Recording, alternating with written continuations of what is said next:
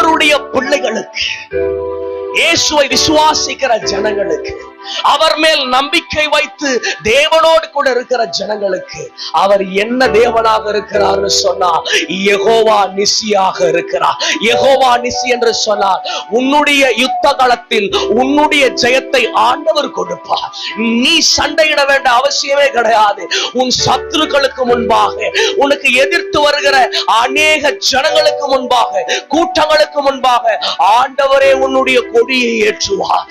ஆண்டவரே உன்னுடைய ஜெய கொடியை ஏற்றுவார். இதோ உன்னுடைய யுத்தத்தின் நல்ல முடிவை ஆண்டவராகிய இயேசு கிறிஸ்து முன்குறித்திருக்கிறார்.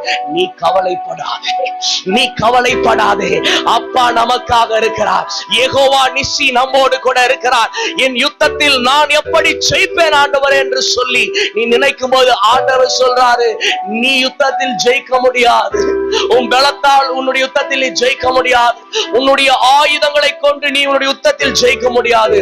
ஆனால் யெகோவா நிசியா இருக்கிற நான் உன்னோடு கூட இருப்பதால் நீ உன்னுடைய யுத்தத்தில் ஜெயம் பெறுவாய். சபை அல்லேலூயா, அல்லேலூயா. பக்கத்துல பார்த்து சொல்லுங்களேன், தேவன் யெகோவா நிசி, தேவன் யெகோவா நிசி, தேவன் யெகோவா நிசி. அவரே நம்முடைய ஜெய போர்க்கொடி, அவரே நம்முடைய ஜெய போர்க்கொடி, அவரே நம்முடைய ஜெய போர்க்கொடி. அல்லேலூயா.